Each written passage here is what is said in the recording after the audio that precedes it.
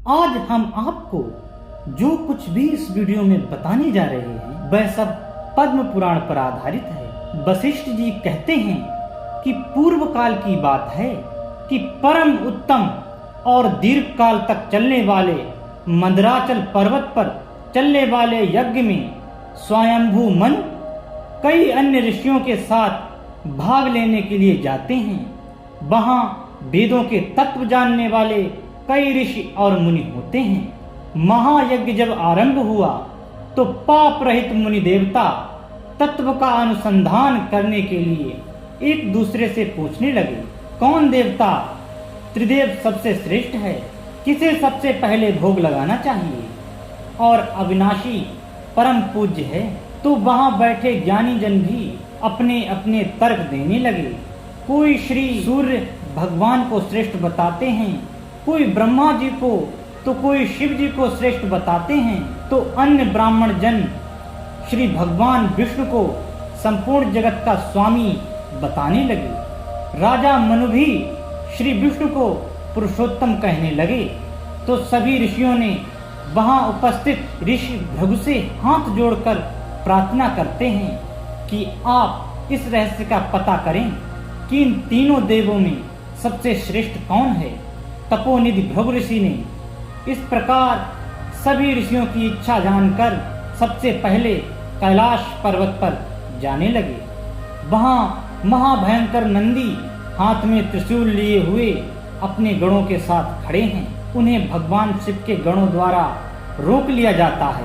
वे कहते हैं, हे शिव के प्रिय गणों, कृपा करके भगवान शिव जी को सूचित करें कि भृगु ऋषि अभी उनसे मिलना चाहते हैं। लेकिन शिवगण उनकी एक नहीं सुनते।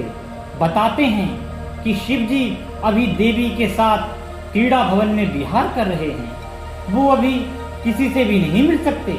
लेकिन ऋषि भृगु अपनी बात पर अड़े रहते हैं, तो शिवगण उन्हें उल्टा सीधा कह देते हैं। तब भृगु कुपित होकर वहां की ये रुद्र अपने तमोगुण से प्रेरित होकर अपने द्वार पर आए मुझ ब्राह्मण को नहीं जानते, इसलिए उन्हें दिया हुआ अन्न जल दूध सब कुछ न खाने योग्य हो जाएगा। इस प्रकार ऋषि भृगु श्राप देकर ब्रह्मलोक में गए। यहाँ से महर्षि भृगु ब्रह्मलोक ब्रह्मा जी के पास पहुँचे। ब्रह्मा जी अपने दरबार में विराजमान थे। सभी देवगण उनके समक्ष बैठे हुए थे। भृगु जी वहां हाथ जोड़कर चुपचाप खड़े हो गए।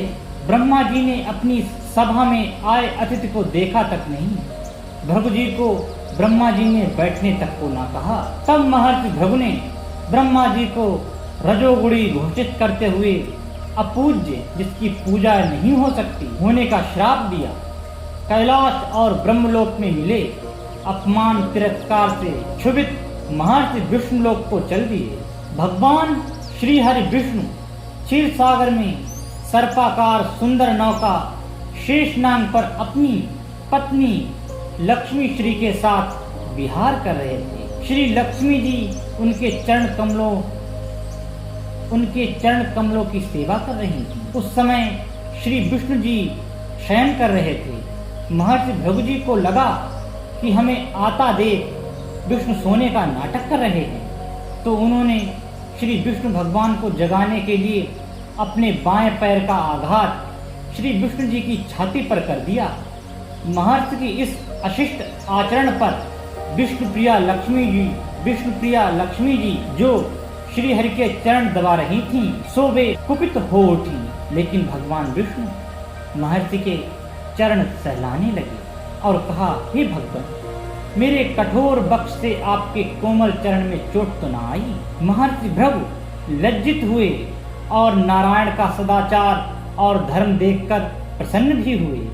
तभी श्री लक्ष्मी जी ने चंदन और फूलमाला से भृगु ऋषि का स्वागत किया।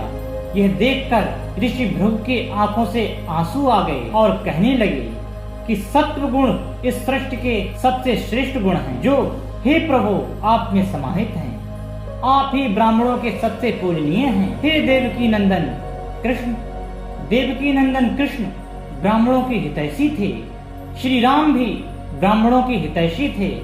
हे पालनहार, आप सत्व गुण से संपन्न हैं। भृगु का मान मर्दन करने के लिए ही भगवान ने लीला रची थी। वास्तविकता यह है कि त्रिदेवों में कोई भी छोटा ऊंच नीच नहीं है, क्योंकि त्रिदेव एक ही हैं और पृथ्वी के कल्याण के लिए वो विभिन्न रूप धारण करते हैं। इसलिए उन एको अहम द्वितीयो न अस्ति ऐसे परमात्मा में भेद करना मूर्खता है।